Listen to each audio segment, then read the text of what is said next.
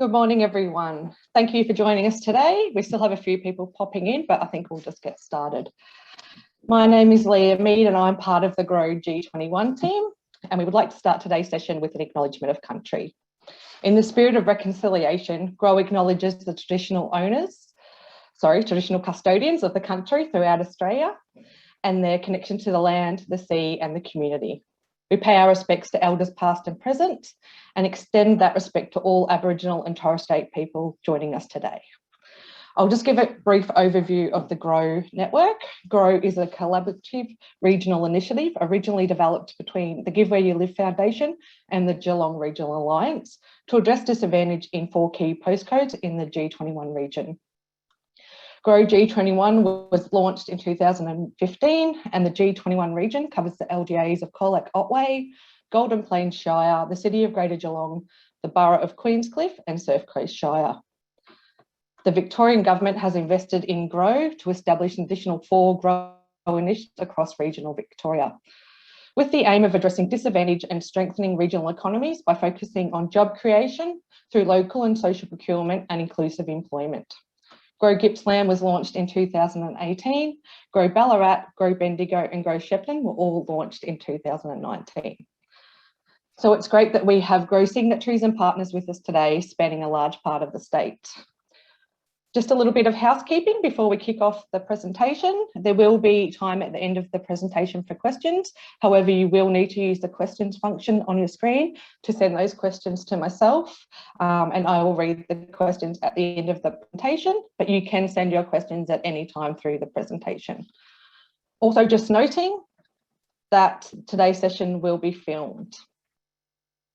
I would now like to introduce and hand over to our presenter for the day, Lisa Buckingham, the CEO of Jobs Victoria. Oh. Thanks, Leah, and hello everyone. My name is Lisa Buckingham. Are we on, Leah? Yes, great. Yep, there we go. Thank you very much. Good morning, everyone, and I'm absolutely thrilled to be here today speaking with you all. Before I begin, I'd also like to acknowledge that I'm zooming to you from the lands of the Wurundjeri people of the Kulin Nation, and I pay my respects to elders past and present. Today, I am going to give you about 10 to 15 minutes of the Jobs Victoria story, and then my colleague Siobhan and I are going to open it up into Q&A. Really keen to hear from everyone on the line and have an opportunity for discussion. I don't want to do death by PowerPoint, so really keen to hear from you as well today. Thank you to the GROW network for putting this on. The production quality so far has been amazing. A lot of effort and planning gone into this. So thank you to the team. And I think it's really important, if we flip over to the first slide, thanks Trevor, to talk about where Jobs Victoria has come from. I think to know where you're heading, you always need to know where you've come from. And Jobs Victoria has actually been around since 2016, when the new Labor government under Jacinta Allen, who was the Minister for Employment there, saw the need to consolidate more than 10 employment programs that were in place across the state and to consolidate them under a single umbrella called Jobs Victoria. That really was to do with bringing together a sense of what we wanted to do in Victoria to complement what is traditionally a Commonwealth area of responsibility, but how we wanted to fill the gaps in the Commonwealth's approach through Job Active.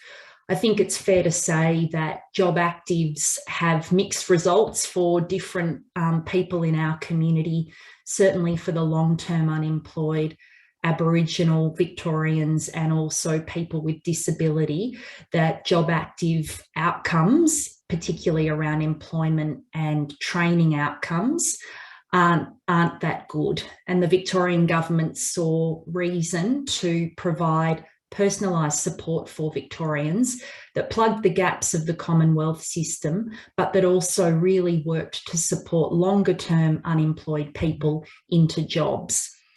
Some of those stats in the boxes below really speak to the scale at which Jobs Victoria has worked over the years. 16,100 people placed into work 70% of those people were still in paid work 2.5 years after Jobs Victoria support. That's such an incredible outcome when you think about the support that people need to stick in jobs. That outcome is incredible. And you can see there that we've got 1.5 times the likely amount of people to be employed after 3 months with our Jobs Victoria program compared with job actives. Just on the next page, obviously the pandemic has changed our world, and certainly in Victoria in the last 18 months, things have been incredibly tough. One of the things that the government did right at the beginning back in March was announce the $1.7 billion economic survival package. And at the time, this seemed like a vast amount of money. It was an incredible amount of money, $500 million.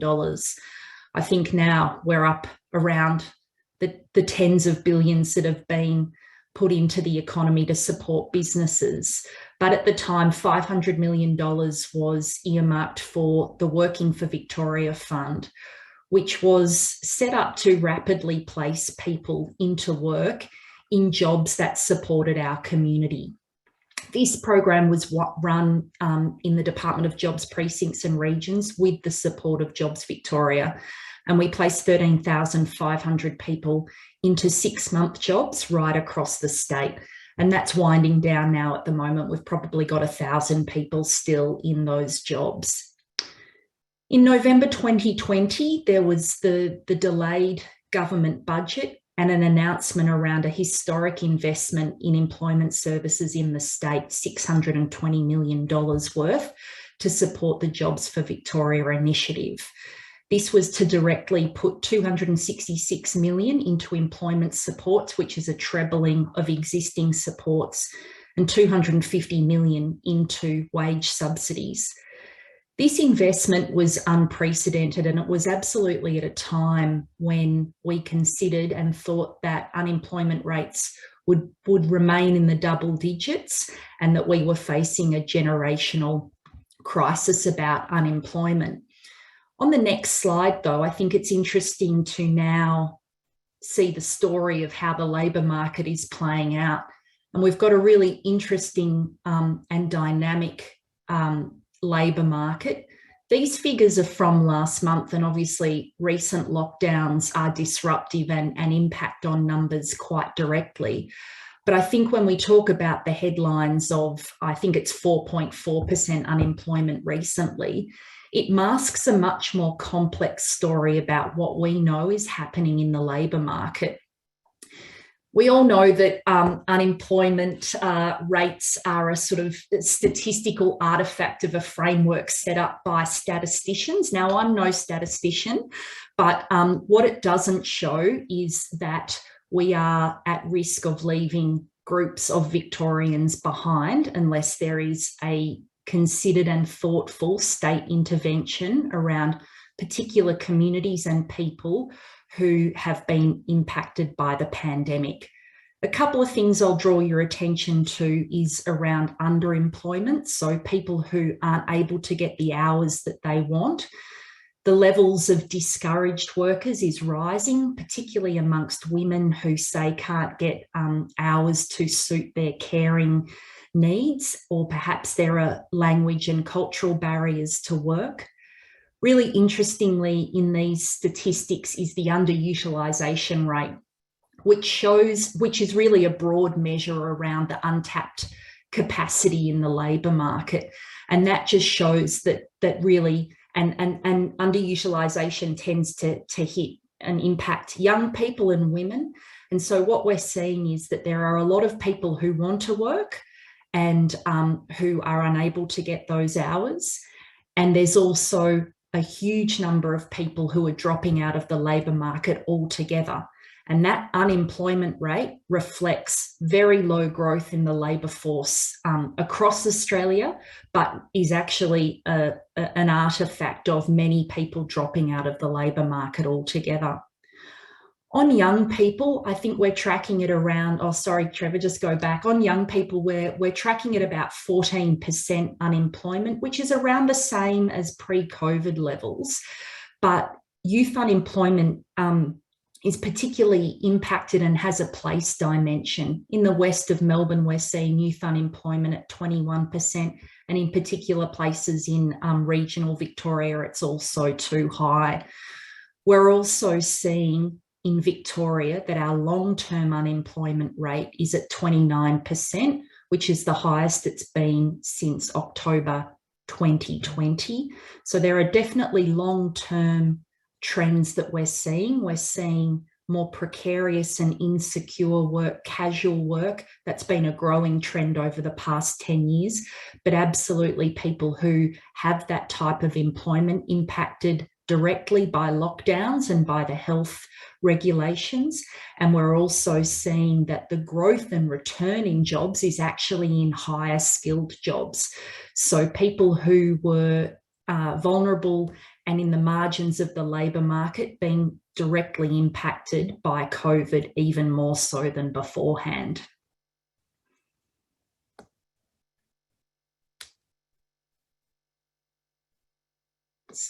Thank you.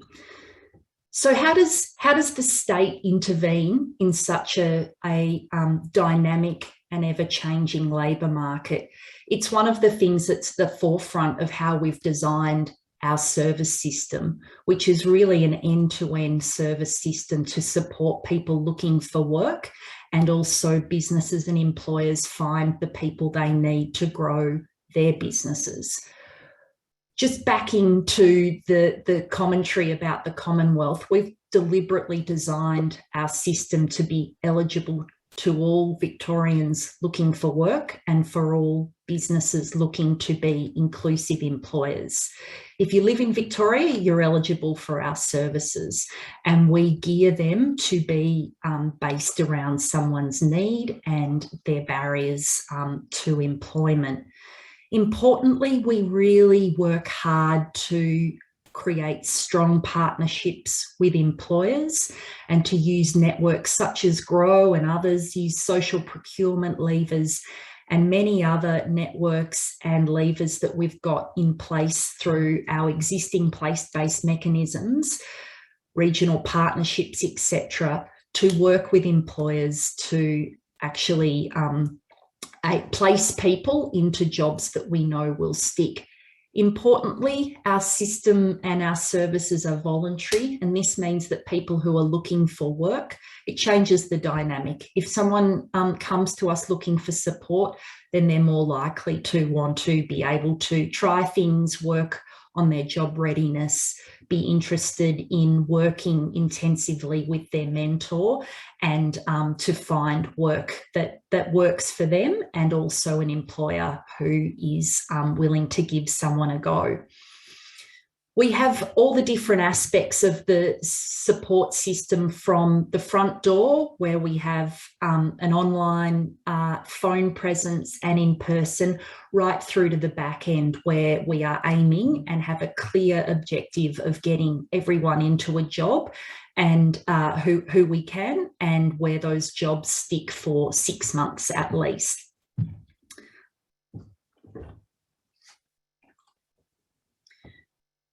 Our supports for people looking for work have trebled, and we have 2 new workforces that we've established through recent investment. We have around 600 new workers in our Jobs Victoria system as a result of this new investment, and we're up at about 400 now, looking to roll out the remainder over coming months. Our new jobs advocates are really interesting, and many of you will be familiar with them. They are absolutely a face-to-face service, so we are challenged by lockdowns at the moment, but advocates are resourceful and agile, and many have adapted quickly to moving their services online and on the phone. These people are really about engaging in communities with people, encouraging them to understand what their options are, and warmly referring them to services and other supports that are available. In times when we're not locked down, advocates are in shopping centres, in local malls, at community hubs, in libraries, going to school visits when appropriate. And we're really getting great feedback about how they're going, but it's also a new workforce and one where we are rolling out things very quickly. And I think we're having some really good conversations with providers about the supports that we need to give those organisations, but also some of the things that we can do over the coming year to really strengthen that support. Our Jobs Victoria mentors are really at the heart of our service. These are the people who work with people looking for work over a period of at least 6 months, and they walk alongside people once they're placed in their job. That's the real, I think, key to success for making job placements stick. And importantly, they work closely with employers to understand their business needs, the cultural fit, and what's actually going to work well for both the employer and the person who has been placed in their organisation. Our new service, Careers Counselling, kicked off a few weeks ago. This is open to every Victorian and it's available online virtually as well. And these are professional qualified careers counsellors who are able to give people advice around training or education opportunities, or if people are seeking a career change, their best pathways and options to do that.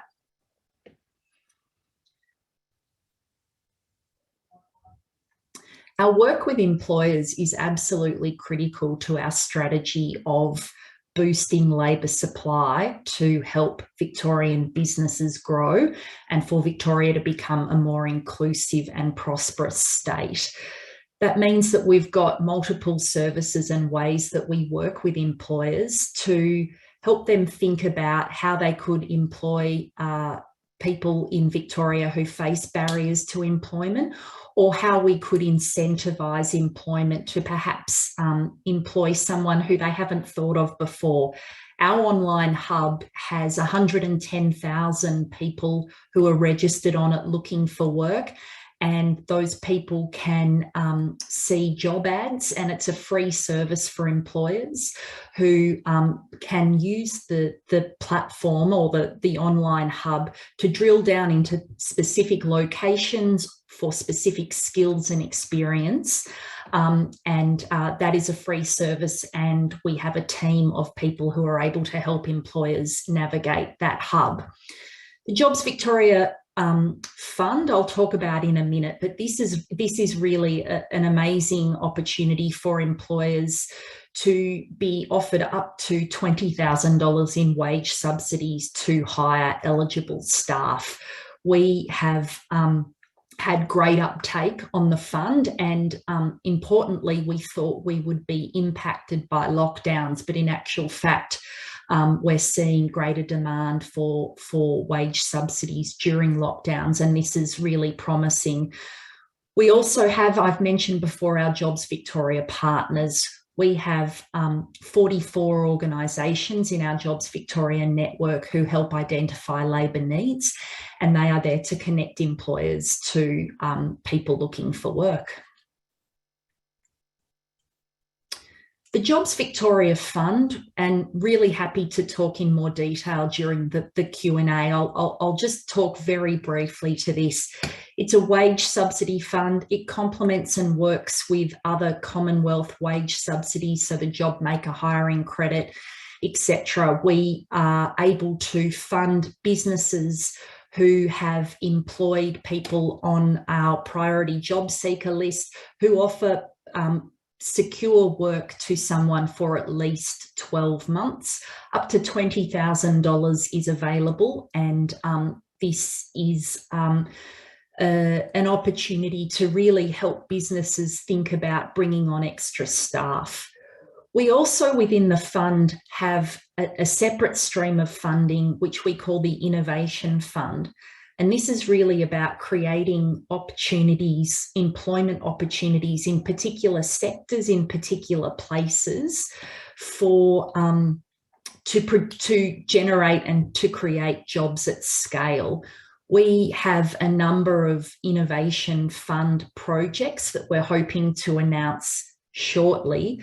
But if I can give you a taste of what they're looking like, that they are working with community sector providers, higher education institutions, local governments, other organisations, peaks, unions, to pull together innovative ideas around how you create, say, 600 jobs in the disability sector, how you can match training opportunities and money already in existence in certain sectors to wrap around supports for people to encourage them into those jobs, using our platform and our other services to create opportunities at scale.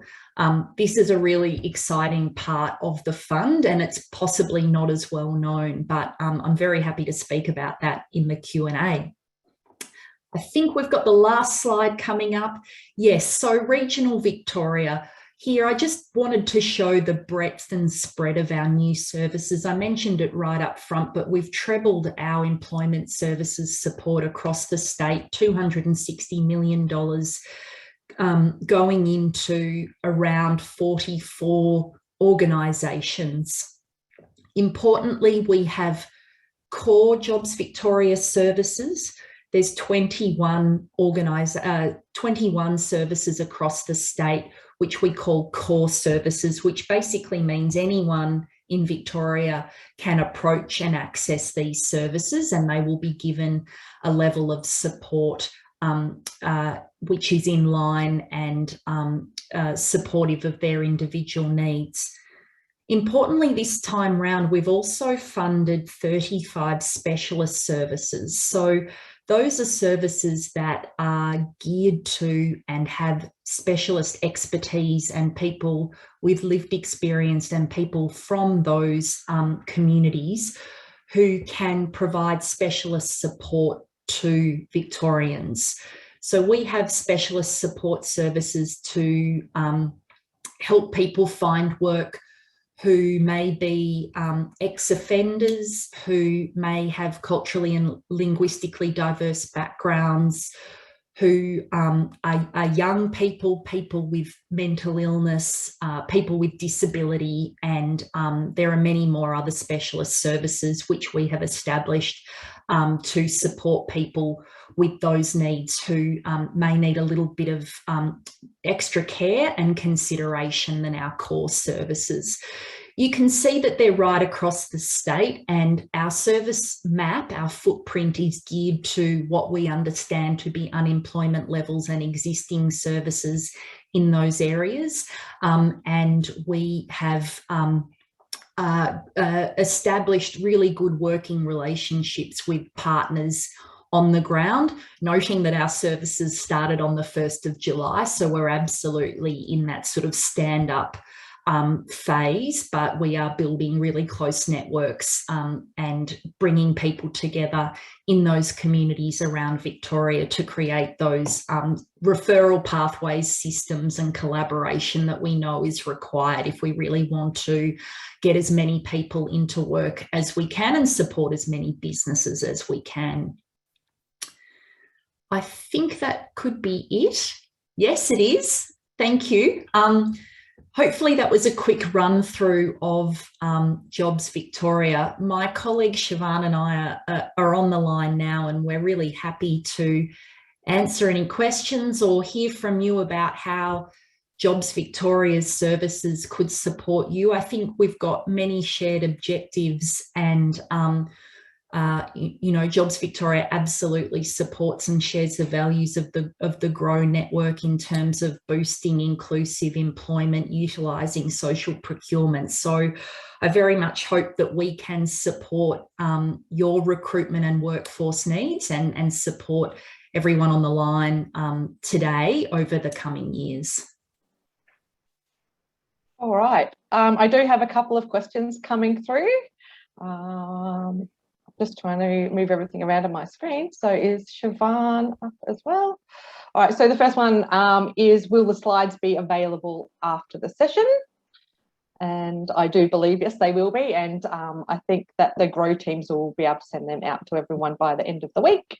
Yeah, and at the back of the slide pack, I didn't talk to them today, but there's some really great case studies there as well that are in the slide pack. So yes, very, very happy to share those slides. Beautiful. And next question was, is there any fees associated with posting jobs on the online hub? It's absolutely free, and I am really it's free. is the bottom line. There's no special terms and conditions, as they say. We are encouraging, and we know we've done a fair bit of research on this. The average cost for a small business to advertise and recruit is about $1,500. So we know that that is a considerable cost for some businesses. So this is a free service, and you can come back as many times as you like. And we actually help people to understand and use the platform. So if there's enough need, we can run a training session, and we can also help people use the platform to get the most out of it. So helping to curate short lists of people based on postcodes and locations, based on skills required, based on their experience. There's a level of sophistication there that really allows employers to drill down to, say, a short list of 10 or 15 candidates. So it cuts the time out of recruitment as well, which is also a pain point for some small businesses. Yep, just another one here asking if the recording will be supplied, and yes, the Grow partners can send that out as well when they send out the slides. Let's see, I really need to upgrade my glasses. If you're interested in employing a priority job seeker, how do we go about accessing the support and the subsidies available? Yeah, Shiv, would you like to take this one? Sure. Thanks, Lisa. Hi, everyone. My name is Shivar Badai. I'm Director of Strategic Engagement and Job Creation at Jobs Victoria. I work really closely with Lisa and the team delivering the Jobs Victoria Fund. Now, as Lisa alluded to in the slide, the Jobs Victoria Fund is available. There are wage subsidies available to priority job seekers. And we have designed the fund so that is accessible to a range of employers and a range of businesses, but we are really keen to support people with the highest barriers to employment, including those people who've been impacted by the pandemic. Some of the priority cohorts include women over 45, Aboriginal Victorians, people with disability, etc., etc. Now, we have a range of supports available in order to help you to recruit these priority job seekers. So in addition, we have the online hub. So within the online hub, as Lisa has outlined, we have 110,000 plus job seekers, many of whom have identified the cohort that they're from. So we're able to, if you are seeking to fill roles, advertise jobs on the platform and curate pools of job seekers who may fit within those priority cohorts. We also have a range of information available online to support businesses that may not have that much experience recruiting people from those priority cohorts in order to do it in an inclusive way. So there's fact sheets available on our website and also additional external resources there to ensure that we provide supports to businesses to get the message out and also to advertise jobs in a appropriate way.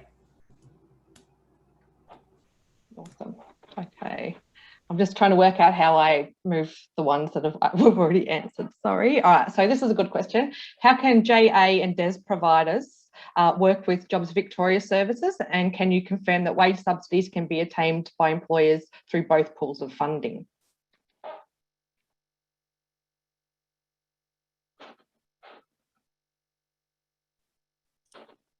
Shiv, sorry, do you want to take that? Yeah, sorry, sticky button. So yes, if you are accessing Commonwealth supports for an eligible employee, you are able to access wage subsidies for that employee through Jobs Victoria.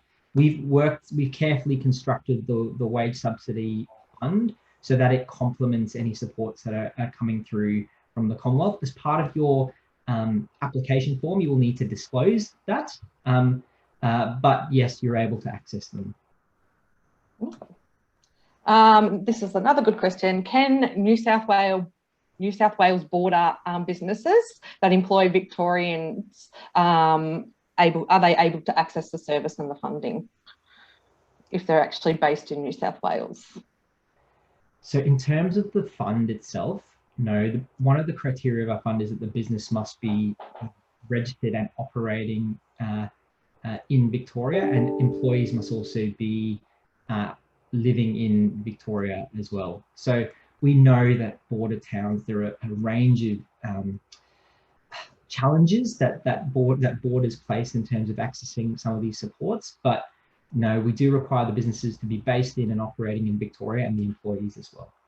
Yep. But there isn't probably any reason why they couldn't work. If you're, say, in Albury, you couldn't work with a Wodonga-based Jobs Victoria provider to find staff, though?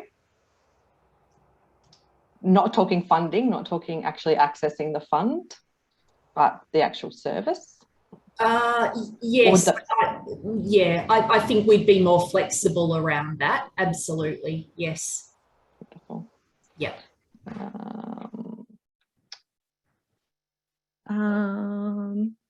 So how do wage subsidies get paid? Are they paid in intervals at, say, 13 and 24 weeks, or in one lump sum? It's a really good question. So look, as part of the wage subsidy program, we want to create jobs that are steady and secure. And by that, we mean they need to be for 12 months, that they need to be obviously paying appropriate wages, etc. And in order to incentivize that, the payment structure is as follows. So if you apply and are successful for getting a wage subsidy, you will get at the first milestone, so about 30% of the total subsidy at the execution of that contract. Then there'll be another payment made once you're able to show that employee has been employed for 26 weeks, so 6 months later. And then there'll be a final installment paid at the end, at the 52-week mark, so 12 months of continuous employment. So the wage subsidies are paid across 3 milestone payments, 30% upfront, 30% at the 6-month mark, and the remaining 40% at the end. Only got 1 or 2 left. Can you access both the Innovation Fund and the Jobs Victoria Fund? Yes, you can, but with the Jobs Victoria Open Fund, we have some caps on the number of jobs that we can support through that fund. So any employer can apply for supports for up to 20 FTE based on the current guidelines. And you get a partial subsidy of up to $20,000 depending on the employee that's been engaged. But if there are businesses out there that have opportunities to create jobs at a much larger scale, so we're talking about, well in excess of 20 FTE, hundreds of FTE potentially that can be created in your particular business, we'd be really keen to understand how you propose to do that, and we will have a range of discussions in order to determine whether that can meet the criteria of the innovation stream and whether we can support that job creation at scale. So the short answer is yes, you can, because the wage subsidy scheme, so the Open Fund will provide wage subsidies for eligible employees, and the innovation stream will can support things like training or upskilling of staff, or in some instances wraparound support of staff to help create more jobs at scale. Oh, we've got heaps more questions come through, so that's good. Someone would like to know how you can access the careers counsellors, please. Multiple ways. We've got a hotline. The number was on the slides, and there's someone there who can direct you into the intake team for careers counsellors, and they can help you schedule an appointment. Otherwise, if you go to our website, there's a button that will tell you how to get to the careers counselling page, and you'll be able to book an appointment there. Another question. Are subsidies just for full-time, or can it be casual? Is there like a capped amount of hours they need to work over the 52 weeks? Great or question. minimum hours, I should say. Great question. So subsidies are available for staff that are employed on either a full-time or part-time basis, but not casual. So the minimum number of hours that need to be worked is 19 hours per week part-time, and you will get a pro rata subsidy. So if someone's employed full-time, they may be entitled to $20,000 subsidy, but if they're employed part-time, let's say 19 hours a week, they'll be eligible for a proportionate amount of that subsidy. Unfortunately, if you have casual staff, no, you will be ineligible to access a subsidy program. But if you are transitioning casual staff into a part-time role, you may be eligible to access a subsidy. So it may sound like a complicated response, but there is a set of guidelines that are available online that outlines to the nth degree all of the criteria that need to be satisfied to meet eligibility wage subsidies, including what are the characteristics of the job and the minimum hours. I think the important point to emphasise there is that the fund is really trying to encourage permanent, secure work for people who face barriers to employment. So the permanency of the job is absolutely critical. The hours less so. We've got a minimum level of hours, but it's very reasonable. And I think the 12-month duration is also really important. So they're the sort of two factors that the fund is really trying to incentivise for employers to think around giving someone that permanency and also that duration. Right. I've got a couple of questions from the same person. So there's many roles in the agricultural industry, particularly in the dairy industry. Do you recommend accessing the hub for future staff? Have you had any success in placing employees into agriculture? And since I've got the other one, and what's the best link to send out to local farm businesses looking for staff? Yes, so I think everyone on the call is probably very familiar with some of the workforce challenges in the agricultural industry. We've been working really closely with our agricultural colleagues in our department. There is actually a separate work stream to look at ag workforce issues. And after this call, Melva, I can give you some contact details. There is a team there that specifically works to help support workers into the ag sector. Having said that, we get a lot of traffic on our online hub for people looking for people to work in the ag sector. It's a challenge on our hub as it is for everyone. I think we've got around 50% of people on the hub reside in metropolitan Melbourne. So that's statistically expected based on what Victoria looks like. But one of the things that we've been doing with our ag colleagues, and they've got a lot of other solutions in place, is to have a more tailored response to ag workforce demands. So after this call, I can provide the GROW team with some contact details for you if you'd like. Wonderful. Oh, the questions just keep coming.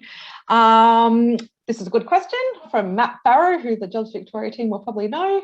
In the current climate, is there allowable breaks? So in the context for people who don't work in the employment industry over that 12-month period, because of COVID, if a business has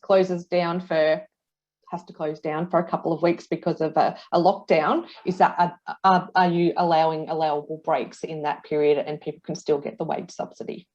Yeah, hi Matt. If it's in line with stand down conditions as set by the EBA or other sort of broader industrial conditions, we will work with employers on what that looks like. There's obviously conditions set down by Fair Work, and there's other things. If workers are furloughed, we will be able to work through that individually with employers. So it shouldn't be a barrier as long as there is that contract for the 12-month permanent placement for the person. We can work through lockdown issues with employers. Another question: if we're developing a place-based pre-employment pathway in collaboration with local providers and industry, what sort of amounts are available per candidate to upskill? Is it capped? Okay, so this is an interesting one, because the Jobs Victoria Fund is around wage subsidies. So the person has to be employed in a permanent job for us first, for then the employer to apply for the wage subsidy. So going on that question, a pre-employment pathway would mean that there's not an eligible person in a job already. So the wage subsidy would not be an appropriate form of funding in this example. There's a lot of opportunities though, and I think we brushed on them through the Innovation Fund and the opportunities to think about training whilst people are also earning money, so an earn and learn type model. But there's also the opportunity with existing training funding and other things that the state government is doing through the training and education portfolios. So I think that is one that requires a little bit of teasing out as to what that looks like. But our funding wouldn't strictly pay wage subsidies based on pre-employment training. Beautiful. And then is there a document that explains this offering to employers in a one-pager? Yes, we will attach it to the email we send with the slides. Beautiful. I have another question, and I'm gathering it's in regards to the wage subsidy. It just says roughly how long does the process take? The Working for Victoria Fund took over 6 months, which was a long time to wait to hire staff. So I'm not quite sure if that's in regards to the wage subsidy or working with a JobsVic provider. I'm assuming it's the wage subsidy. Shiv, would you like to? Yep, sure. So yes, certainly Working for Victoria was its own fund that had its own complexities in terms of administering. The Jobs Victoria Fund is designed to get wage subsidies out the door as quickly as possible and into the accounts of businesses and employers that are eligible for them. So we assess each application as it comes in. And the time it takes depends on the complexity of the application, but we endeavour to do it as soon as we can. Typically, it takes between 4 to 6 weeks to get an outcome, but sometimes it's quicker than that, and sometimes it's a little bit longer than that. But there is a significant amount of engagement that the team will undertake with each applicant to sort of work together through some of the any clarifications that are needed in terms of an application. And then how long will the fund be available is another question. So is there an end date on the fund? So the fund is open until the end of next year, basically. So there isn't an end, that is the end date. So there's plenty of opportunity for people to apply. As Lisa alluded to, we've had really significant interest, which has been great. But we really are relying on presentations like this and tapping into your respective networks in order to get the word out there. We think this is a really fantastic opportunity, not just for employees, but for a diverse range of businesses and organisations around Victoria to support them to recover and grow, and to provide job opportunities for people that may not otherwise be possible without this additional sort of funding, particularly at this time. So we really encourage all of you to, once we share this information with you, to continue to spread the word about the fund and how to access it. There's another one here that says, can you tell us more about what you regard as an employment barrier? It's a really good question, actually, because there's different answers. But the theory says that there are particular people who face barriers to work based on where they're born and how they have led their lives. Now, our theory on this is that everyone's journey to a job is personal, and that every person has a different story, a different background, and different experience. And we want to have services that can respond compassionately and specifically to people's need. Some of the things that we know make it harder for people to find work is if they have been unemployed for a long time. So the longer you're unemployed, the harder it is for you to find work. We know that. And the longer you're unemployed, statistically, it's likely that you'll be unemployed longer. Once you fall out of the labour market, once you stop working, it's harder to get back in. Employers like to hire people who are in a job already. It's a psychological thing. We know that people who have disabilities face higher levels of unemployment. We know that discouraged workers, I mentioned before, such as women who are looking for particular hours to support caring and other responsibilities, people who come as newly arrived migrants.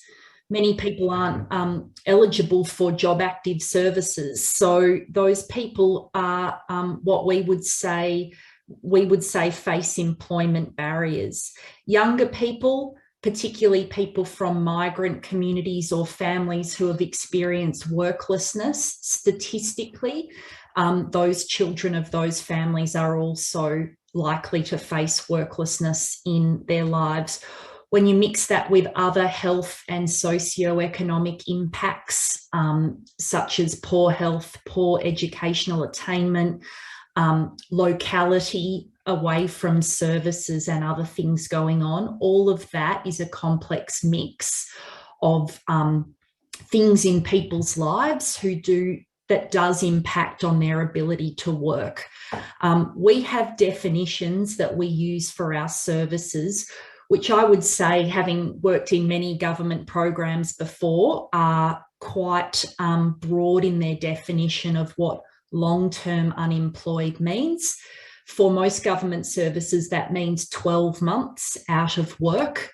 We can judge it to be 6 months because we know there's that really critical gap between 6 months and 12 months, and we often don't want to allow it to go for 12 months. But we also know that there are considerable signs of people at risk of long-term unemployment. And they're many of the things I've listed before, including people who don't have the appropriate skills and qualifications for the jobs that they may be looking for as well. So that's a really long answer, but it's a really good question, and I think it's one that we could discuss at length. But upshot is we have a broad definition of it, and our objective is to help people get work ready. And help them along their journey to work, noting that it's different for everyone.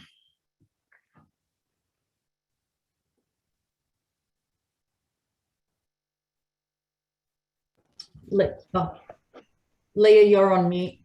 Sorry. When working with a Jobs Victoria partner to find staff for your business, how long does that process normally take? It's a combination of things. It would, depending on your need and the ability to be really clear and describe the sort of skills and person that you're looking for, attributes, etc. it's a supply and demand equation, right? So if that person exists and the mentor thinks that they're work ready, then it can happen quite quickly. We've had people who have registered with Jobs Victoria services and found a job within a week, because we know that there's particular labour shortages in parts of Victoria that are very real at the moment. So we've had people who pick up work immediately, and then there are others for many different reasons take longer. There's no set answer. It would be on whether a Jobs Victoria partner has someone ready to work and that job is suitable for them. The one thing I would say is that Jobs Victoria partners are very experienced at knowing if someone is going to stick at a placement, and we're always keen to take the time to ensure that that matchmaking exercise is the right one, rather than sort of multiple attempts at something. It's better to get it right, and that can sometimes take a little bit of time. Lovely. I've had a few requests for a case study. If you would like to give us a short story, that would be wonderful. I note Siobhan's gone offline, but off camera, but he's got the good case studies in his brain. I would also say that the slide pack that we talked about today has case studies at the back. We've got multiple case studies. We've got fantastic ones around the fund.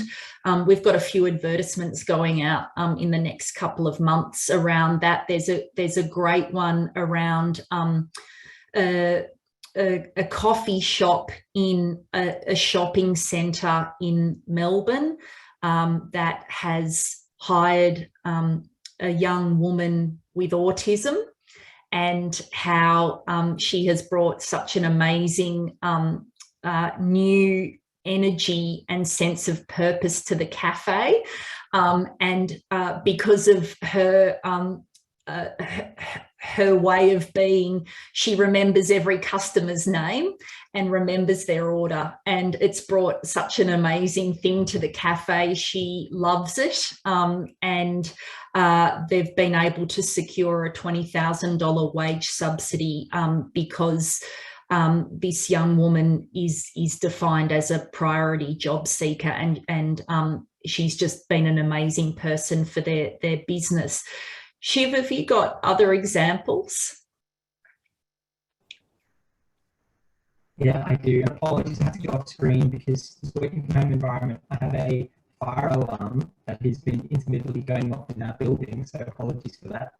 Look, there are plenty of case studies. We'll share there are a couple that we can share with you in the slides, but I just, there's one that comes to mind for me is through the Jobs Victoria Fund, a range of different businesses applying, including quite small businesses that are run by one or two business owners and employ a handful of people. There's one example of a Tyler who ran his own business, and this gentleman who applied is nearing the end of his career and is struggling to get up on the roof and do all the tiling themselves. Through the Jobs Victoria Fund, they're able to access the wage subsidy to provide a 12-month job opportunity for an apprentice tiler to join that business. And that person has had significant difficulties in securing a longer-term job. And the tiler, the employer, has reported that this individual has been so fantastic in their work that they're hoping to one day hand over sort of a significant proportion of that work to that apprentice once they're trained up, in order to take on the reins of that business going forward. We've got countless examples of stories of employers who, through the fund, have been able to not just meet their workforce needs, but have recruited in a more inclusive way and perhaps engaged people to work in their business that they perhaps otherwise wouldn't have. And we will be able to share, there's a few of these stories that are available on our website, and we'll send them through to you in the slides as well. Lovely. I'm still on mute, sorry. I think we have to actually we're going to get kicked off at 12. So is there anything else Jobs Victoria would like to say before we wrap up? Only just contact us, please. We've got an inbox, we've got the hotline, and I'm very happy to share my contact details with you, Leah, afterwards. We have very shared values and objectives with the Grow Network, and we want to support businesses and also communities, and we know that we can do that through inclusive employment, because the benefits cascade to everyone when more people are in work. And we're really supportive of what Grow is doing, and really keen to work with all of you in a way that supports you. So please do get in contact. Thank you. So just on wrap up, I'd like to say, if you do want to contact a JVES provider in your local area, please contact your Grow team, and they will have the contacts of all the JVES providers. On behalf of the Grow Network, I'd like to thank everyone for joining us today, and to Lisa and her team for presenting, and a big shout out to Nicola Woods, who's our Grow Network Support Officer, who organised everything for us today. Thank you. I hope you all have a wonderful day. There is a few questions that have come up, and I will get back to you with those answers. Thank you, everyone.